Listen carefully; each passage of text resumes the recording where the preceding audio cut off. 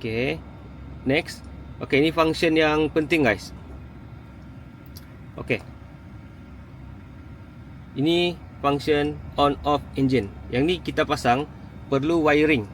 Macam yang saya cakap sebelum ni, pemasangan jenis GPS yang wiring ni memang kena wiring lah, dan dia tidak perlu dibuka, tidak perlu dicabut, tidak perlu dicas. Tidak macam yang GPS tracker yang jenis macam ni. Yang ni kita perlu cas, kita perlu yalah, bila kita cas kita kena keluarkan daripada kenderaan lah. Okey. Dan yang ni, yang best dia boleh portable, kita boleh pindah di mana-mana kenderaan. Cuma jenis wiring ni dia kena stay memang di sana lah dia. Okey. Jadi sekarang saya akan cuba function on off ni guys. Jom. Okey, sekarang kereta tengah hidup. Okey. Kita cuba off dulu. Okey, tengah hidup lah guys. Sekarang kita cuba off. Kemudian password, dia minta password. Okey, kita tekan password untuk matikan. Sebab tadi saya tekan macam ni. Kita matikan enjin guys.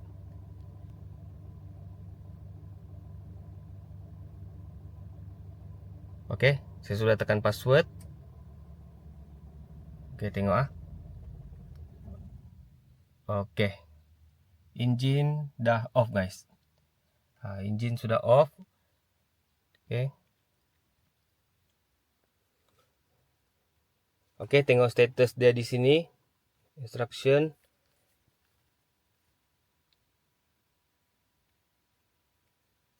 Okey. Dia punya state di sini guys. Stop. Engine tengah stop. Jadi kalau saya mau restore engine, okey, tekan restore engine. Yang ni stop, yang ni restore. Jadi kita mau restore engine. Sekarang kita try start ah. Yap. Kita try start dulu guys. Kita tekan brake ah. Memang engine tidak mau hidup. Engine memang tidak mau hidup selagi saya belum restore engine. Okey. Sekarang ini off dulu. Sekarang saya restore engine dulu guys.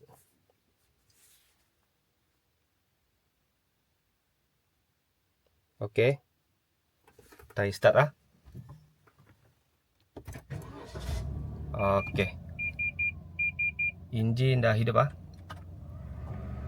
Macam tu saja guys. Ni dia punya safety lah. Dia punya safety. So kalau kamu mau tengok cara pemasangan, boleh tengok rujuk video saya sebelum ni. Nampak macam simple lah, tapi sebenarnya video tu sebab pemasangan ni memang dia agak sulit sedikit. Tapi insyaAllah saya akan share dengan kawan-kawan lah. Tidak masalah tu, boleh, tidak masalah. Okay, saya rasa itu saja guys. Kalau ada apa-apa pertanyaan, drop komen. Dan jangan lupa subscribe dulu channel saya, bagi like dan share dengan kawan-kawan benda yang bermanfaat ya guys. Okay, tidak semestinya kereta sewa saja perlu pasang GPS tracker ni. Kalau kamu tidak mau beli yang wiring, boleh beli yang portable. Ataupun paling senang, beli yang jenis OBD guys. Jenis OBD tu kamu boleh pasang di OBD soket di bawah. Yang tu paling senang. Yang tu paling senang. Cucuk saja di OBD soket, GPS dia terus on. SIM card tu kena subscribe lah setiap setahun. Dalam RM100 setahun lah dia punya macam yuran lah, yuran dia guys. Okay, sekian. Assalamualaikum.